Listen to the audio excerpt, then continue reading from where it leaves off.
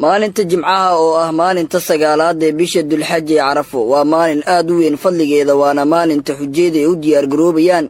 inay istaagaan buurta Carafo oo kamid ah tiirarka xajka uu ka kooban yahay kan ugu weyn oo aan la'aantiisa uusan ansax noqonin xajka.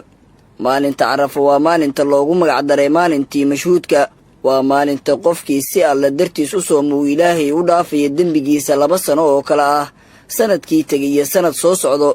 maalinta Carafo waa maalintii la dhameystiray diinta iyo nimcada uu Ilaahay subxaanahu wa ta'aala ku manaystay muslimiinta waxaana soo degay aayado muslimiinta ugu bishaareynaya in diintooda loo dhameystiray. haddaba Sheekh Maxamuud Cabdulla Cariif ayaan wax ka weydiinaa fadliga dheeraadka ee u leedahay muslimiinta maalinta sagaalaad ee bisha Carafo. tobankan in la cibaadaysto oo maaragtay Ilaahay subxaanahu wa ta'aala daacadiisa la badiyo khaasatan waxa weeye in soomka la soomo soomka waxa mu'akkad ah oo la isku adkeeyaa oo sunna mu'akkada ah maalinta yoom Carafada ah oo hadda maaragtay maalinta yoom Jumcada ku aadan cid walba inay maalintaas ay soonto ayaa loo baahan yahay. waxay rasuulka kaleey salaam soomo yoom Carafa tawda rasuulka kaleey salaam bisha Carafo waxaan dhilahay maaragtay maalinta Carafa soonkeeda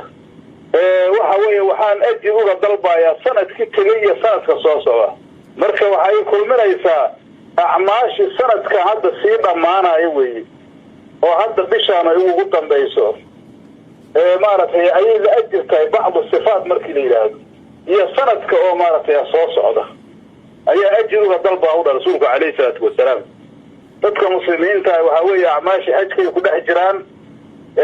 maalinta annaguna waxa u dhahay kaleey salaatu wasalaam sidii yoom Carafo uu yahay waa rukn min arkaan حج أو الحج عرفة أيوة رسولك حج كمعظم كيسو عرفة واي ركن قاسول لاستاجايو عرفة لاستاجايو مالنت يوم عرفة وضدك حجيلة واستاجايو ضدك حجيلة الله مصنع يعيق إنه صومان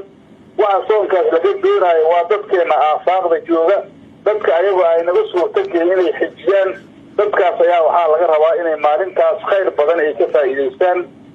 مارتي سنة كتيري wixii maaragtay dhacay iyo sanadka soo socda Ilaahay ugu dhaafaya subhanahu wa ta'ala waa dilayda dunuubta sagaa'irta xuquuqda Ilaahay ku tacalluqaysa marka waxa weeye maalmo oo qaaliya